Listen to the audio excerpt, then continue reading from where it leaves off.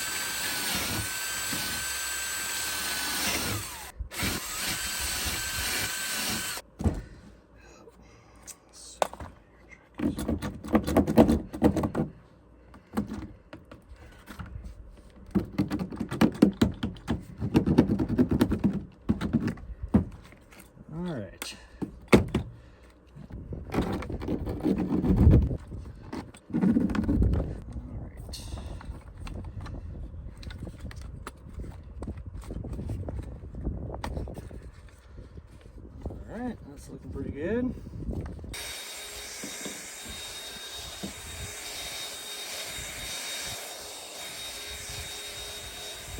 Alright, kind of doing this roundabout way because I can't find the drill bit for that with that little, I forget what that is, looks like a hex thing. So anyway, can't take this out and work on it outside of the truck, which would be much easier. So instead, just drilling holes and then using my little pocket knife here just to cut them down. So I'm just gonna cut out a big section here, probably go over a little bit further. I wanna make it big enough to where this can come through. And then what'll happen is we'll have that attached to the back there, obviously. And then we're going like this. It'll look a lot better. So that's gonna be our port where the hot air comes in. And then we're gonna set the diesel heater out here on this thing sideways. So it's gonna sit here like this. And then that way it's high enough and go underneath there. And then we link in to that box that you see right there. So, all right, it's all done here. And I got a hole done. Let me pull this up here, I'll show you. Got a hole in the back here. So it's gonna go down right there. So essentially all this does, so when I get to camp, I just bust out my diesel heater components, push this in here like this. There we go. I'm gonna do this two hands.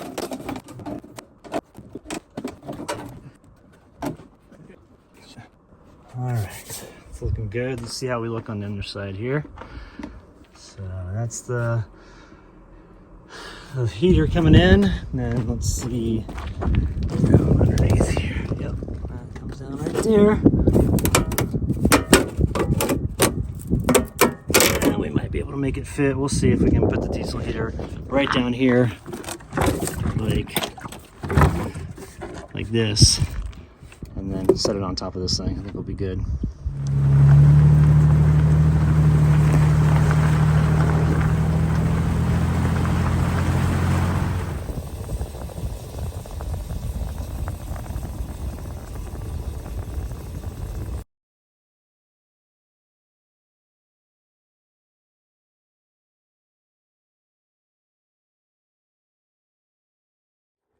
I decided to go ahead and remove my wood stove. Reason being is that the evening time now is getting down in the teens, and we've had some high winds, and just that stove, about every 3 or 4 hours I got to get up and stoke it, and so you don't get a full night's sleep with that because you're kind of up and down a lot. So if you see over here, I've got the diesel heater set up on my little ladder here, and just using the stove jack to put in the heat duct and that into the camper, and just keeping everything really warm. And one thing I really like about this is if you look here, let's see if I can, yeah, there we go. See how it says 1.6 kilometers? What happens is the diesel heater automatically adjusts to the altitude. And I've had no issues. I've been up to almost 7,000 feet, and that's where we were at camping last week, and by that lake and also the really beautiful canyon and creek. Did just fine, you know, no problems whatsoever. All the heat cycles all the way up to 10, which just goes 1 through 10. I could do all the way up to 10, it was no problem. I did run that dry, the diesel out of it. Let's see, I think it was this morning is when it finally gave out. So I ran it for almost 3 days on low, which is insane. And that's only one, so let's see, it's 6 liters, so that's 1.5 gallons, I believe, of diesel. And so that's really good because it was 36, no, let's see, 72 hours of use on just one little tank in there, which I think is pretty impressive. It keeps the camper nice and warm. So if we come in here, you just see it's coming in right there. There's a little bit of an opening, around it, but it's no big deal. But the air coming out of it, nice and warm. And then I can look on the app on my phone and control this, and that's what I love. And so the past few nights having it in here has just been amazing. Just sleeping all throughout the night. Waking up, it's warm, I don't have to get the stove going. Also too, with the elbow bends that are in my stove, there's a little bit of backdraft with the smoke. And over time, that just kind of makes you cough and all that stuff. So I see that I'm breathing much better these days, not having any of that backdraft from the juniper wood that I'm burning. And also juniper wood, when you do burn it, it can put off some noxious fumes. And so just not having that in here is nice. And then also having my clothes not smell like a wood stove is really nice, because that's what was happening. So I did all my laundry today, got everything all cleaned up, and just gonna kind of hang out. The nice thing about the heat is that it's just on demand. So you turn it on, boom, you got heat. So you don't have to wait for the stove to start or anything like that. Another thing too is that when I was working with the wood stove, the thing is I've got a shield on there for the wind. But a lot of times at night, especially in the winter months, the weather will change and the wind direction will change. Then you'll wake up and you're getting backdraft on your stove. So having the diesel heater in here has been a complete game changer. So what I want to do now is go over the specs of this and just explain how it works. Talk about any of the concerns. Like a lot of people talk about how the diesel heaters have like a clicking noise, and I don't notice it in here. Like, here we're having it run, and all you do is just hear the air coming in. You don't hear any of the clicking noise, so that's pretty good. The best thing about this being portable is that I can use it in my truck, I can use it in my camper, I can use it in my shipping container, because I'm going to convert that to a gym. I'm in the process of doing that. So in the wintertime, if I want to go out there and work out, no problem. If I want to go winter camp in my truck, no big deal. I just grab this, unhook the air duct for the heating hose, unhook the muffler on it, and unhook the air intake. Take those with me. It's easy to transport, easy to set up, and it's just like I said, heat on demand, which is really, really nice.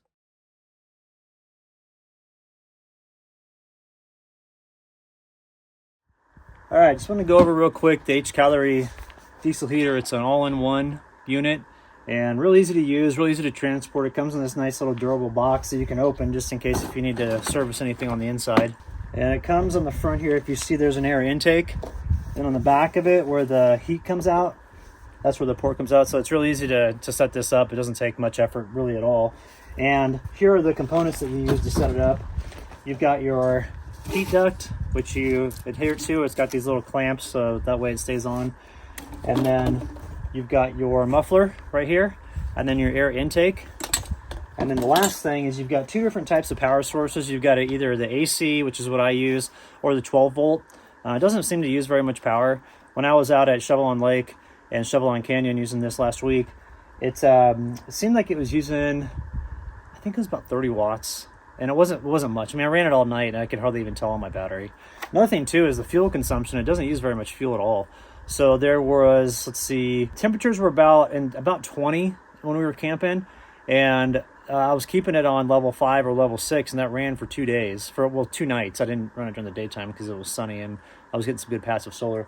But in the evening time, I'd start up about 5 p.m. when the sun was going down, and I'd run it until 9 o'clock in the morning and then get out of my camper at that time. So pretty nice to use, and like I said, it didn't use much fuel or power, which was nice. This comes with an upgraded aluminum body on the inside because this is the version 2, so they've made some improvements to it. It has an increased output for as far as temperature for the heating, anywhere from 50 to I think 60, 68 degrees Fahrenheit.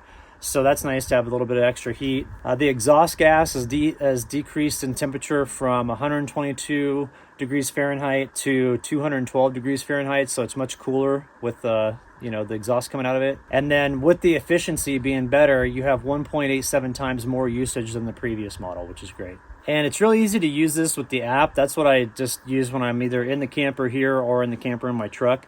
And it's got, you can turn the heat up or down. You can adjust the altitude.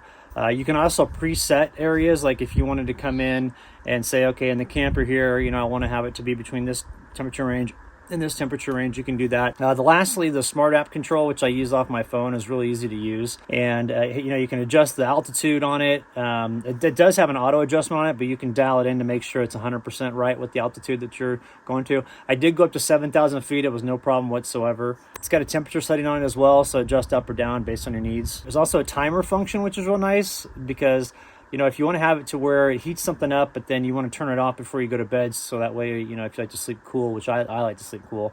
I haven't used that timer feature yet, but I think I will on this next camping trip that I'm heading out on today. And then it gives you a real-time temperature view of how much or what the temperature is of the air coming out.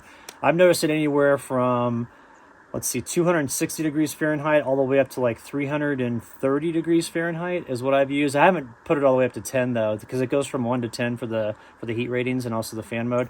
And so I've done, the highest I've done is 7 on that, and that was like 330, I believe. And the fan mode, you've got 1 through 10 on that, and it's just simply a plus button or minus button, so that's really easy to figure out. And then you've also got a language mode, so you can select which language that you have.